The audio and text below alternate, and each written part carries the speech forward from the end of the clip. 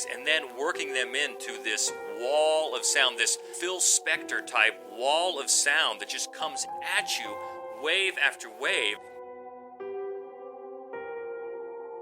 I didn't see any of it, I only heard it, and it was so creepy that way.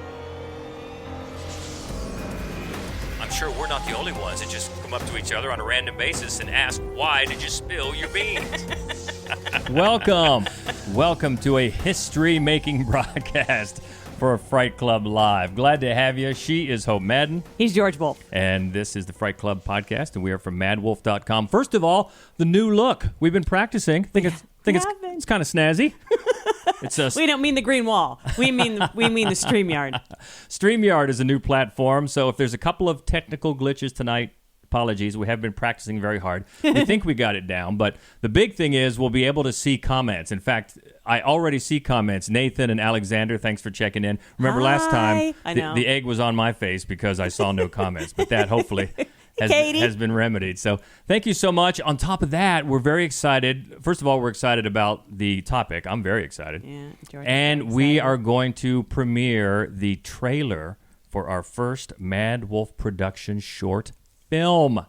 How cool. I know some of you have seen it, which is awesome, but we're going to have the world broadcast premiere. That's right. Of the trailer for Godspeed coming up. But we are talking about sound design. Got some good stuff to share. But we had some great comments about the last podcast. We had so much fun with Katie Glidewell, our buddy, the blonde in front, and we talked about, well, you guys talked about blondes in horror. We did. And actually, I think that people were pretty generous in not being super mad at us because there were just so many. It's insane how many. And I think the most common complaint was that we did not discuss Janet Leigh.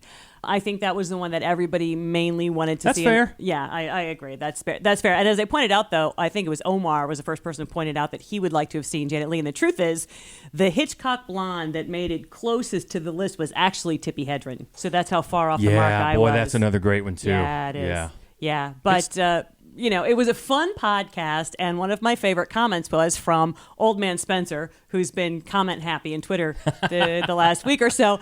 But he, first of all, posted this really glorious picture of Kiefer Sutherland and the Lost Boys.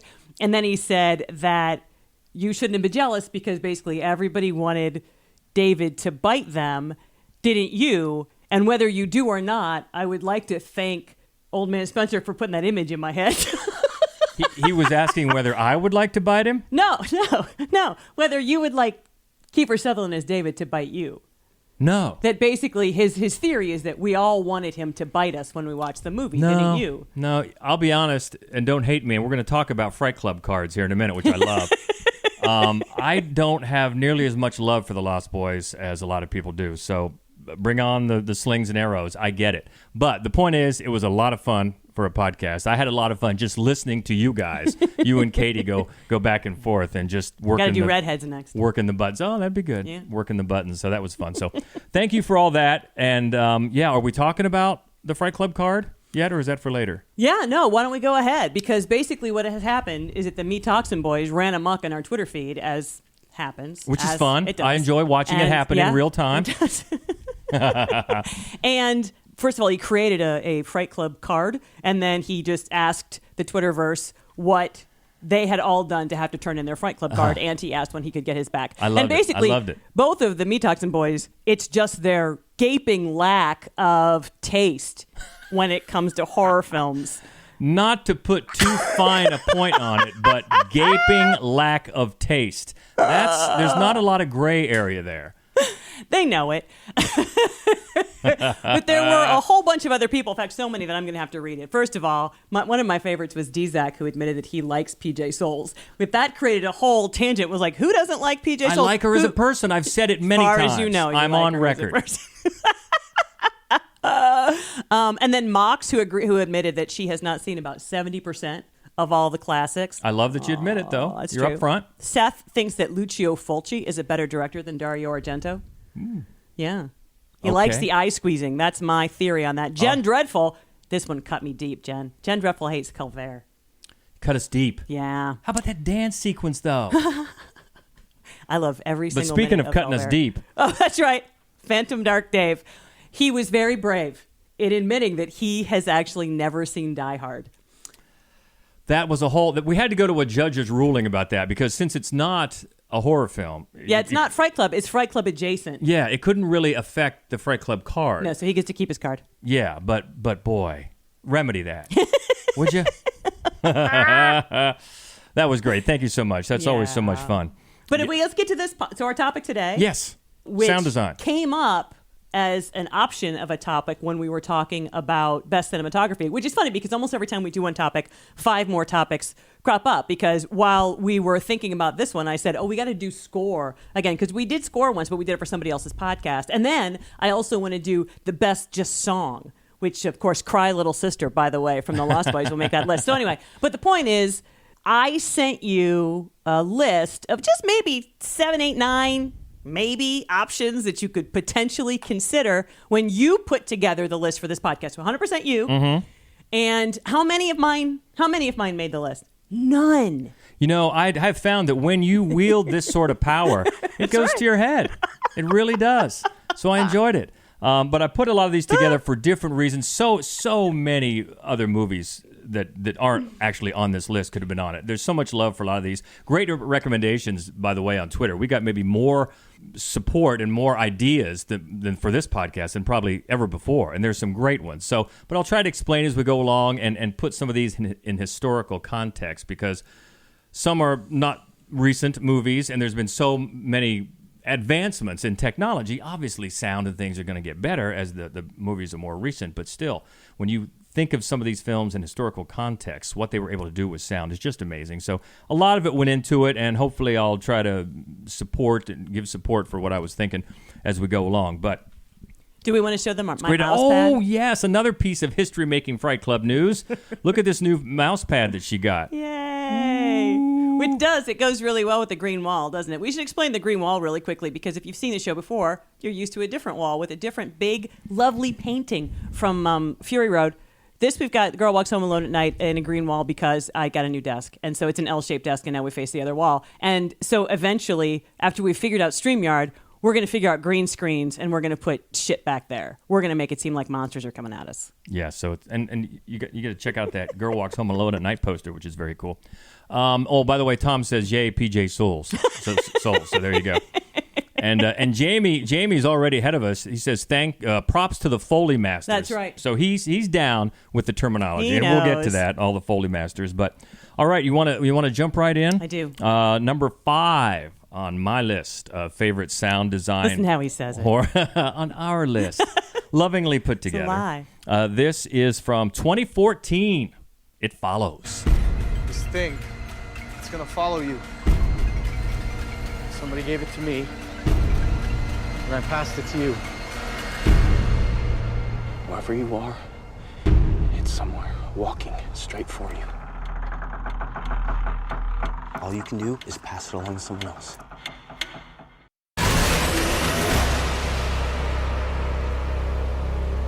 Number 5, It Follows on the list. All right, we're going to try to post a comment. Let's see if this works. Ooh, look at that. That was my favorite one so far, which is that Rachel Parbash says she still thinks about the soundtrack. Exactly. And that's, yeah, go ahead. Yeah, I was just going to say that was one of the reasons why you picked this, because of sort of modern films. It's a great example of the sound design that pulls in the music and really weaves it into the sound effects. Right. A lot of people think sound design, soundtrack. Well, no, they're two different things, but the soundtrack is, of course, a part of the sound design. And I think I wanted it to represent the quote-unquote new horror of the last few years. It's a fantastic example, as Rachel points out, of molding the soundtrack and the sound so much that they're almost one and the same. It's done by Rich Vreeland, who performs as Disaster Piece, and really came up doing video games. And you can kind of see that because it's so atmospheric, and sometimes it doesn't really sound even like a piece of music. It's more just a synth pop or something like that, and it sets the mood so well, especially as it changes form. And every time it comes out in a different form, you get a different sound. And I think this movie does a brilliant job of that. And, of course, the overall design, too, because as we've talked about this movie on the podcast before, it sets a very ambiguous time and place. Does. And I think there's a soundtrack, yeah, because it's got the sense of an 80s score, but it doesn't feel exclusively that. In the same way that almost says they've got antennas on their TVs and yet they're reading from a smartphone. And it's a fascinating, weird timestamp. And I also think that the sound design goes really well with the almost dizzying cinematography that keeps making these sweeps around the periphery before Jay realizes really what's going on, because we know. And I do think the whole thing goes together really well. But we want to mention a couple of the other sort of very modern films that pull in so many different aspects of sound. One of the ones that I really wanted to talk about was Hereditary. Yeah. And then also, even maybe better, Midsommar. One of the things I love so much about Midsommar was that you're high, you're outside, there are people on sort of every, they're far away. Just the way he worked the soundtrack, so even if you couldn't see the character, you could sort of hear what they were talking about. It really added to the sort of dizzying effect that the whole sort of drug thing was supposed to create. Yeah, those are great ones. Hereditary is great, and be honest, when she said Hereditary, you immediately thought of a great big thud.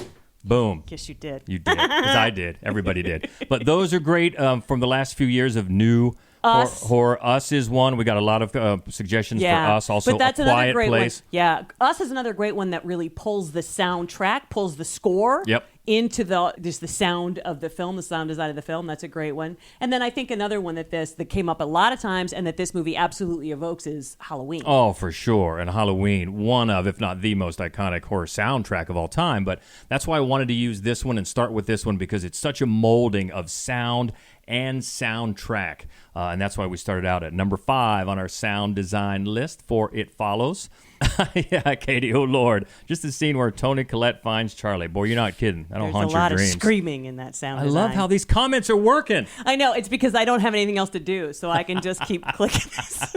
You are now the comment lady. That's right. All right, that's number 5. It Follows, taking us up to number 4 on sound design. Wanted to have one classic, one back in the day classic, and this would be it. From 1963, the original, The Haunting. Look, I know the supernatural is something that isn't supposed to happen, but it does happen. Oh, this house. You have to watch it every minute. What does it take to convince you that the dead do not always rest in peace? That some houses, like Hill House, are born bad?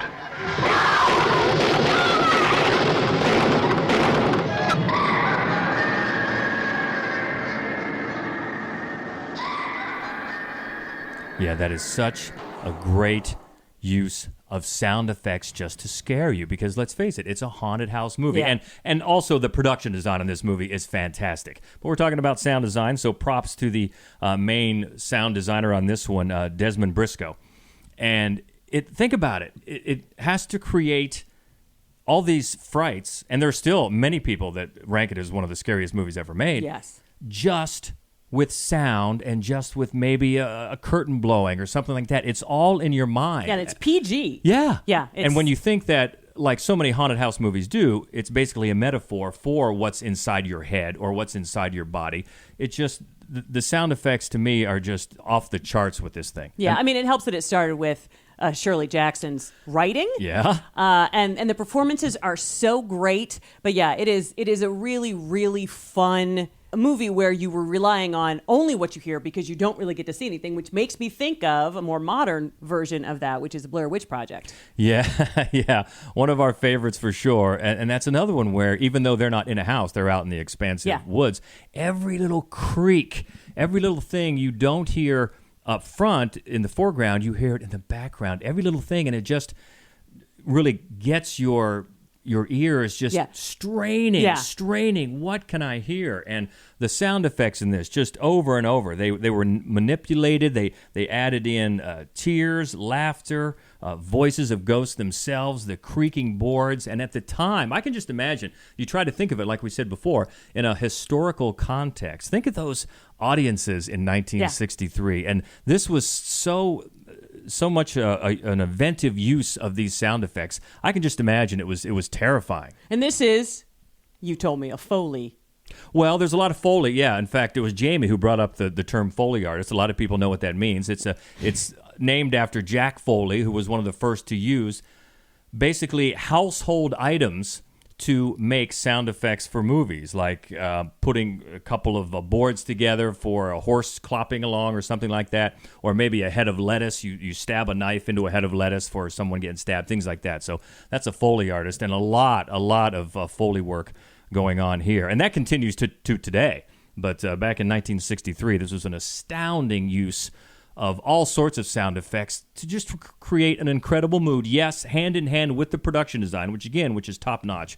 But man, one of the best haunted house movies ever. Oh, absolutely. Yeah. It's one of my very favorites, yes. Yeah, for sure. And as I think somebody said, Brandon said, Robert Wise was such a great director. Yeah, he came off West Side Story and went to this. I mean, that's sort of a whiplash move, but because and it's funny though that you say that, because actually, then not his very next film, but the one after that is The Sound of Music. Yeah. But what that makes you realize is a guy whose biggest films are musicals understands how important sound is in a film, and he just sort of, I think he brought that tremendous understanding of the power of sound that he would get from being a musicals director to a haunted house movie. Very much so, and also it showed that I think at the time the studio didn't really care about the haunting, really, and he had a lot more interest in it and faith in it than the studio did. But they got a classic.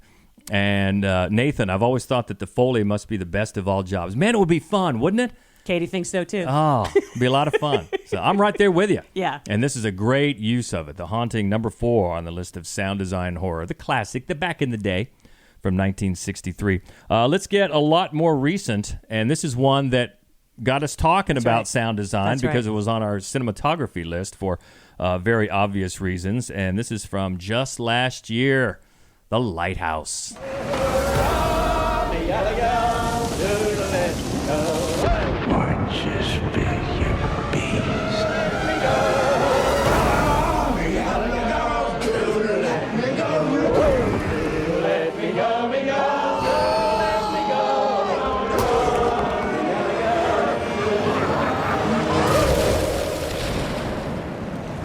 How long have we been on this rock? 5 weeks? 2 days? Help me to recollect.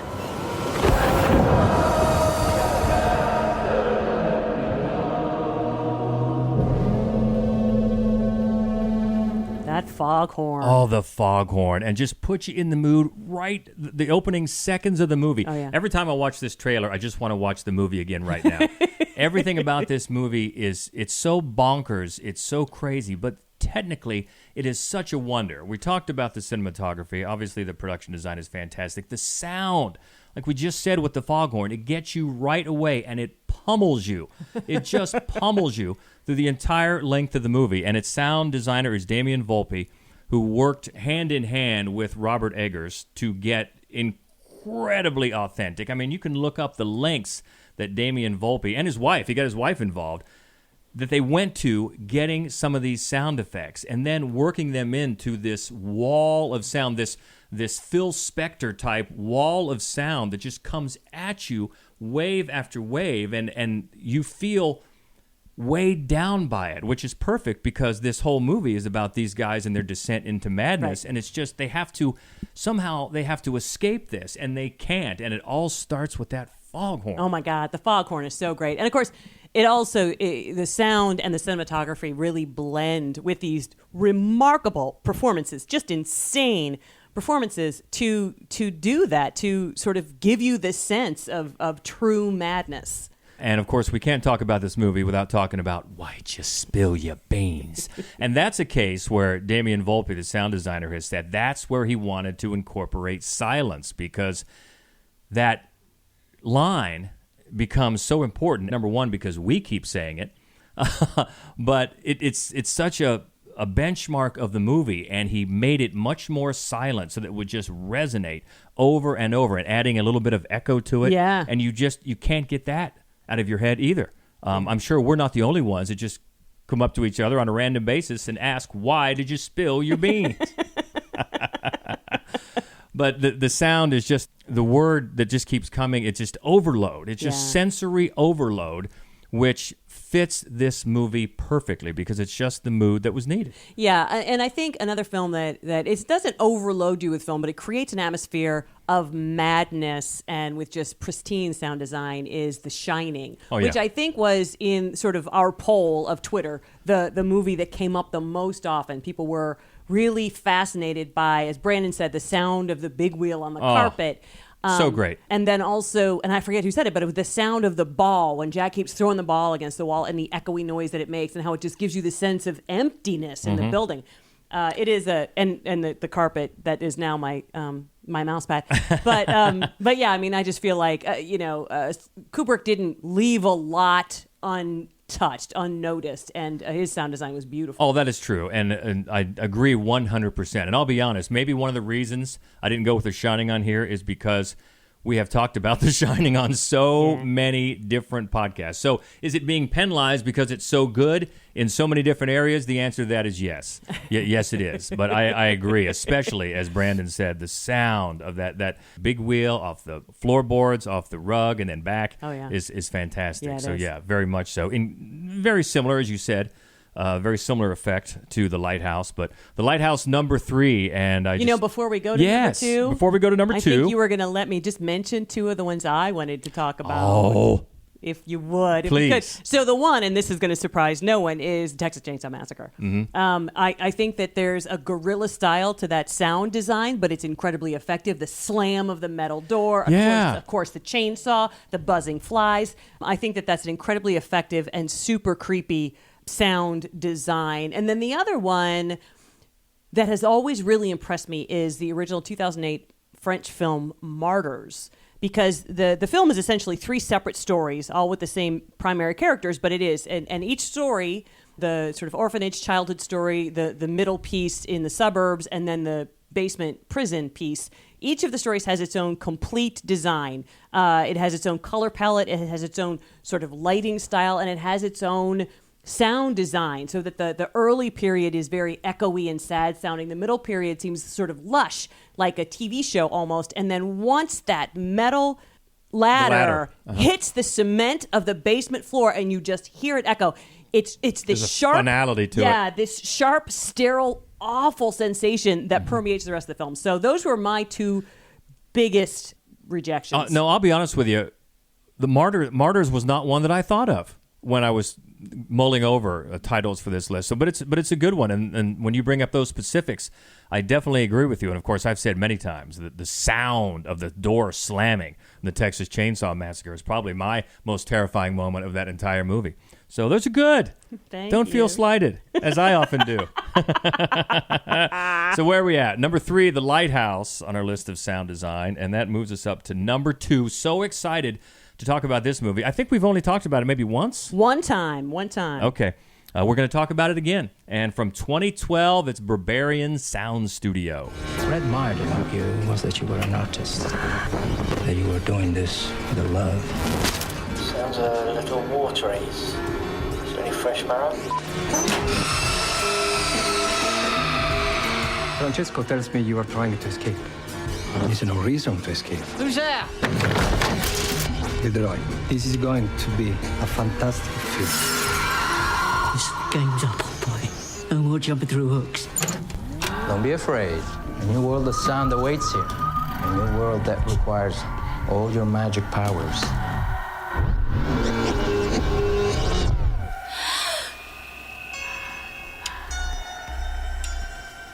All your magic powers. See? Sound editor, sound designer is a superhero. You know I'm going to have this on here. By the way, for anybody that doesn't know, my background, I do work at a radio station, but beyond doing that DJ thing, a lot of my day is spent doing recording sessions, recording clients that come in, putting together commercials, editing sound, mixing sound. So that's where my interest for all this comes from. And I was so excited to see the world of Berberian Sound Studio. First of all that old equipment is just awesome. And it's a movie about making movies, very meta, but it not only describes how the sound is put together, but the effects of that sound on one character's descent into madness. A sound engineer played gloriously by Toby Jones. He's so good. He's so good. He comes over to Italy to work on what he thought. It's a movie called The Equestrian Vortex.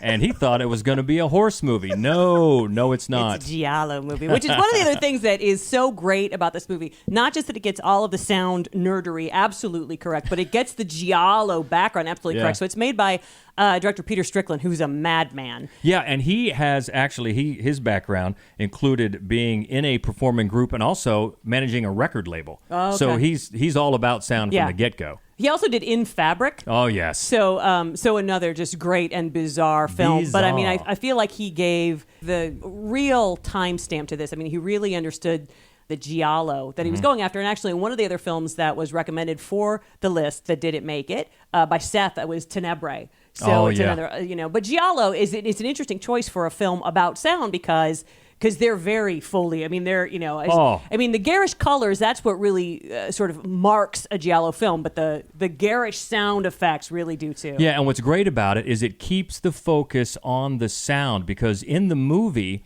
you never see what's going on the screen, what the sound engineer is watching, and what is helping him descend into some madness as it gets very Lynchian and psychological. You never see what he's seeing, and that's perfect. Yeah. Because if you did, it would then make it about your perception and not his. So the only vantage point we get is just from the sound, and that keeps the focus where it ought to be, and it makes this movie so effective. And it's also, there's so many layers to it. It's also literally and figuratively about men controlling women's voices. Yes, that's what they're doing in the booth.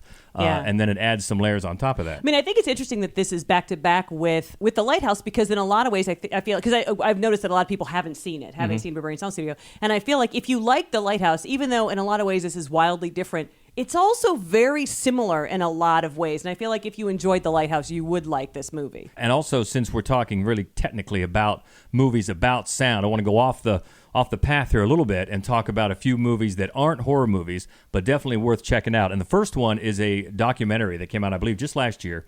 Brilliant documentary called Making Waves, The Art of Cinematic Sound. And it was the director is a longtime sound engineer, Midge Costa. And she did a great job of taking you inside the art of it. And she talks with so many legends of film that seem so excited about talking about something they're rarely asked about. Right. Spielberg talks about it. I think Bong Joon-ho talks about it. They seem to love it. And you learn about the legends of sound, the Walter Murches, the Ben Burts, the Gary Wrightsums, and the history of sound design in movies. So very much recommend that. It's called Making Waves. Also, you want to go back and talk a little John Travolta? How about Blowout?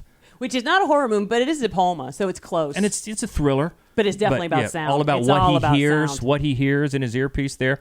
And also The Conversation, as we talk about Francis Ford Coppola. Fantastic. Such a good one. And also entirely about sound. Yeah, exactly. You know what? In a weird way, The Lives of Others. Remember that one?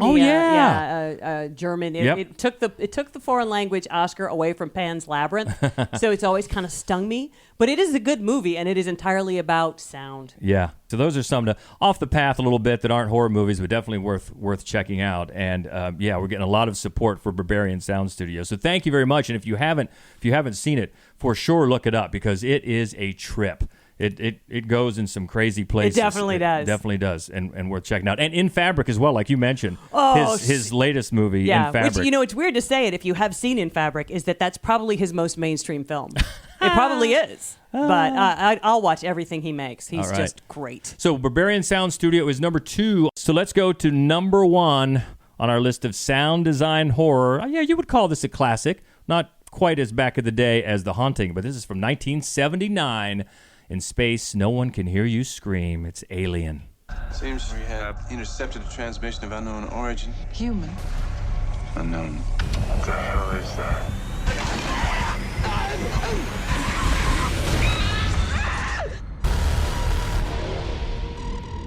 How do we kill it? You can't.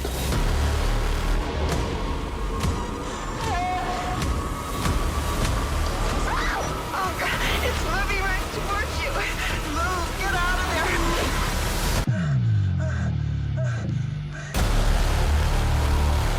there. Just a bit ago, Jamie had a great comment I saw pop up. He said, sometimes the lack of something makes it more noticeable. And this is a great example of silence being used as a piece of the sound design. And this is one of the first movies where legendary sound designer Ben Burtt made his name. And silence is used so well, along with sound effects. Yes. It's got a great use of sound to enhance the ship and what kind of ship it is, which I think also enhances the character development. Because just from the sound alone, you get the impression that this ship is kind of a bucket of bolts. Yeah. It's not the latest in the line of spaceships at the time. And then that goes right along with the characters. They're arguing over their shares. These guys are not rich. They're working stiffs, and that gets us as an audience to relate to them. Hey, look at them. They're just like us. They're dirty. They're mangy. They're just scrambling for a buck. And the sound of the ship really brings that home. And then, of course, chains and the dripping, and everything about absolutely, it. It's just a bucket of rust. And then, of course, we get to the sound effects of the egg opening up, and the dripping, and the hiss, that hiss noise. The hissing, my God, so fantastic. And once it sounds like something. In terms of the ship, some things that you're used to, that's kind of like my old beat-up car. But at the same time, then you have these other types of otherworldly sound effects that take you to someplace totally beyond what you're used to. And then the silence. Yep. Just the tagline alone, in space no one can hear you scream. It's silent out there. And silence is used to such great effect in this movie to make it even scarier, just as Jamie said, when you lack something, it makes it more noticeable, and it just gets you even more on edge, I think. Yeah, I totally agree with you. And again, I think the sound and the actual set design they mirror each other so perfectly in this movie. And also, really, the performances, because, as you said, the whole thing just makes you, as Brandon just pointed out, truckers in space. Yeah. Like, this is not this is not 2001. This is not even Star Trek. This is not like that. This is not that. This is just this big, clunky bucket of bolts. They're going to be lucky if he gets home safe in the first place. Yeah, and then you have to talk about the sound that Ash makes when they finally pop his head off there. Sorry about the spoilers. the sound of his voice, that gurgly voice. I can't lie to you about your chances, but you have my sympathies. That has been imitated in so many other movies. That was groundbreaking and so weird because you're dealing with the shock that he is something that you didn't think he was, and you had to make him sound that way. And it's just a fantastic use of sound design and silence, using silence as an instrument of sound, and it makes it brilliant. And toward the end there, when you think you're safe, you think Ripley's safe, and things ebb and flow with the sound, and then you realize she's not safe and we're not safe, and it ratchets back up again. Just overall a fantastic use of sound design, and of course so many facets of filmmaking for Ridley Scott and his crew. And you were saying that this is one of the great guys, right? Ben Burtt. Ben Burtt is one of the real sound design legends. I think this was early on in his career that he was involved in the sound design for this. And this is sort of a creature feature, sort of. Yes, it is. And that got you thinking about another great creature feature of sound design, and one that we talked about a little bit for this podcast, and that's Jurassic Park. Yeah, Jurassic Park, the sound in that movie. And I don't notice sound nearly to the degree that you do, but one of the reasons that the sound in this one always stuck out to me is that we went to see it at the drive-in with my sister and my niece. And early in the film, Julianne decided that Brenna was too young to see this movie, and she had to sit on the floor in the back seat and not watch it, but hear it. And it was freaking her out, and I was in the back seat with her, and I thought, well, I'll just get down here and I'll just talk to Brenna the whole time. And it freaked me out, and I had nightmares. I didn't see any of it. I only heard it, and it was so creepy that way. Yeah, and that's another legendary sound designer, Gary Rydstrom. Did the sound for that, and he went on to do a lot of work with Spielberg, and he did the sound for Toy Story, by the way. Nice. So another big name there. So Alien is number one, and we know we got a lot of recommendations before the podcast. We'd love to hear what you think now. Keep the conversation going, as always. By the way, we've had some great comments tonight, and good work out of you for getting them on the screen. Nicely done. Thank you. You can always find us and shoot us some more comments on Twitter. We're at Fright Club Pod.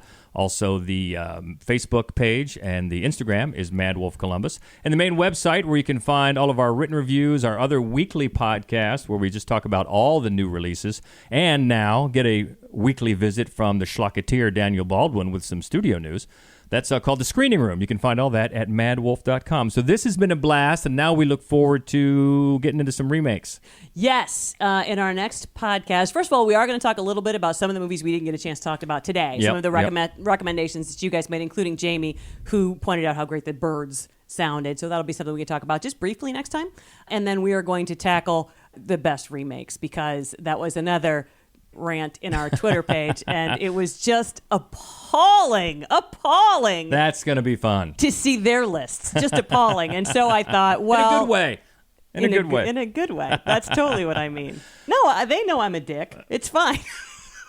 And so what we're looking for specifically are movies that were superior to the originals. And we already thought of like 3 that are kind of samesies. Yeah. And a couple of others. Yeah, so we'll get to that. Look forward to hearing about all that. In the meantime, thank you for stopping in. Hope you like this new look. I think this StreamYard is pretty cool. And I think you're operating the controls here in Thank Command you. Central very well.